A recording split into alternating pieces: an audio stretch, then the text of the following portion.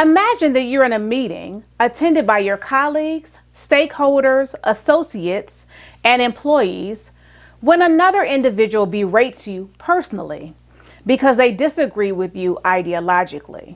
What do? Should you respond? If so, how? My name is Jennifer Mitchell Early. I help individuals and teams achieve organizational and personal success. And this is Leadership Matters.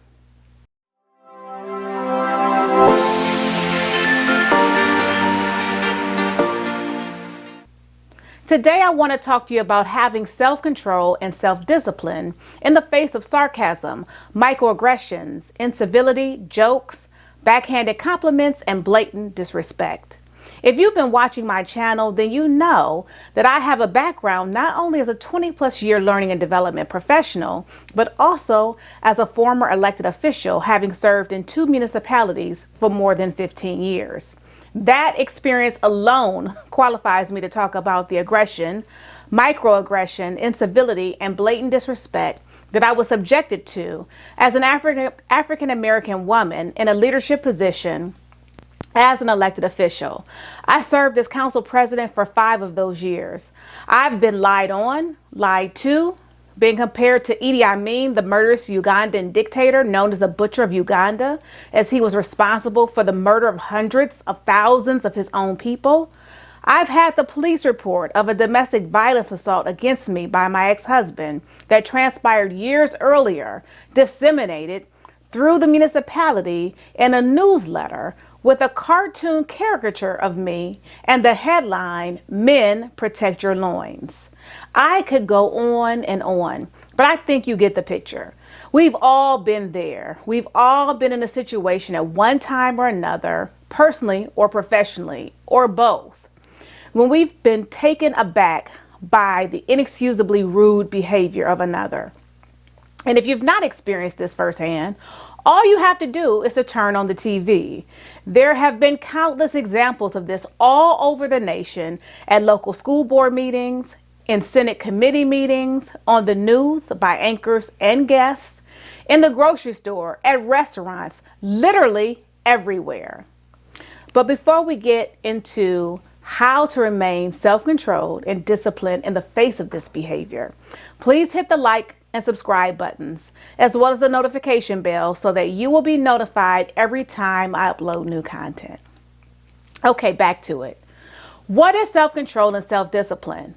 Self-control is defined as the control or restraint of oneself, of one's actions, feelings, etc.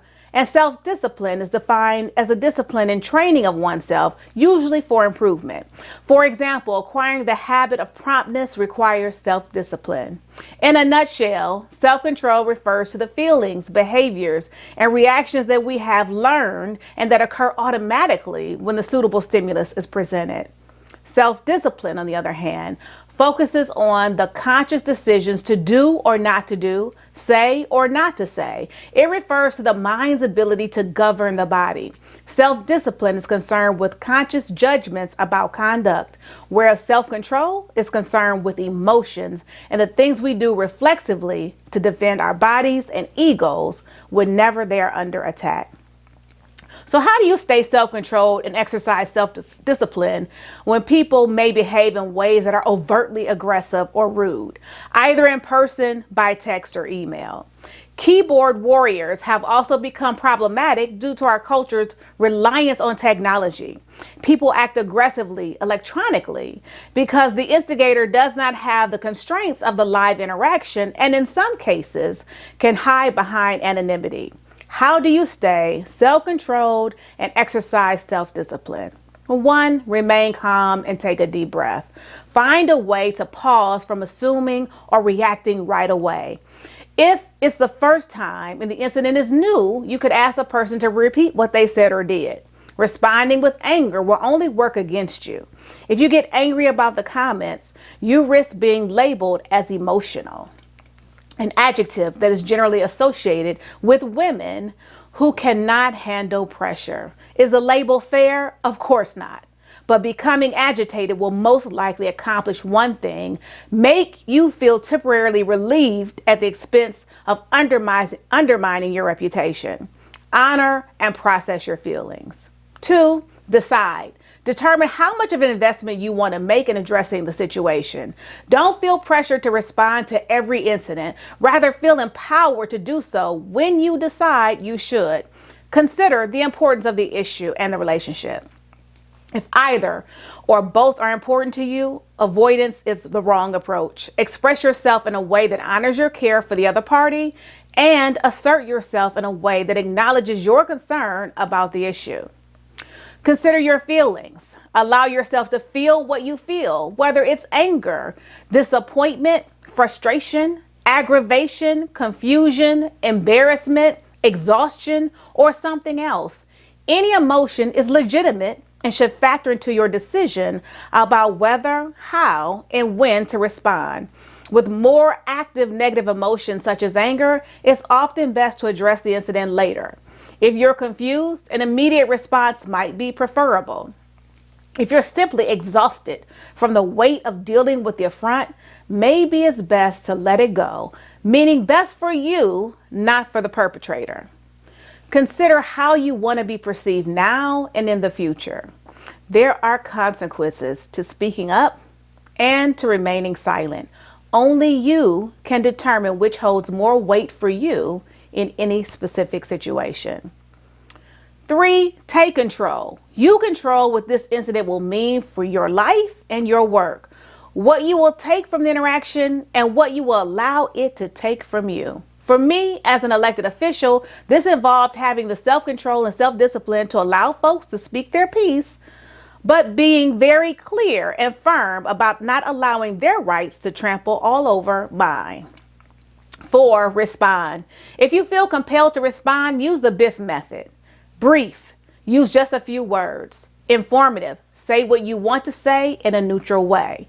Friendly, use manners and be civil. Firm, be extremely clear.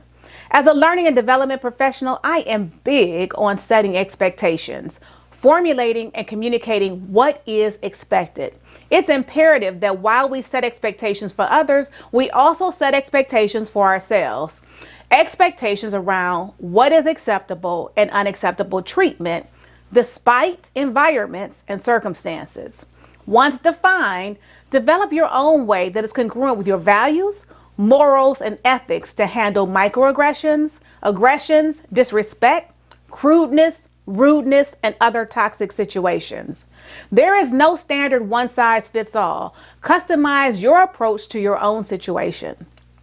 As an African-American female leader, former legislator, and learning and development consultant who has interfaced with individuals on all levels and spheres of influence, I determined that nothing, no opportunity, person, or situation was greater than my values and my self-worth. That has made establishing, conveying, and protecting my boundaries simple, consistent, and necessary. My personal boundaries do not differ from my professional boundaries. They are one and the same. My boundaries are my boundaries. Being in politics certainly provided plenty of opportunities for my emotions to be tested, as does a career in private sector and as a trainer. However, having a solid foundation, clear personal expectations and boundaries enabled me to determine the value and or cost of my response, as well as articulate it in a polished, professional, and strategic manner. The art of handling aggressive, threatening, and rude behavior effectively develops over time. It is like building a muscle. You need to exercise it, feed it the right nutrients, let it rest, and then challenge it again and again and again until you are self-controlled and self-disciplined. Thanks for watching. See you in my next video.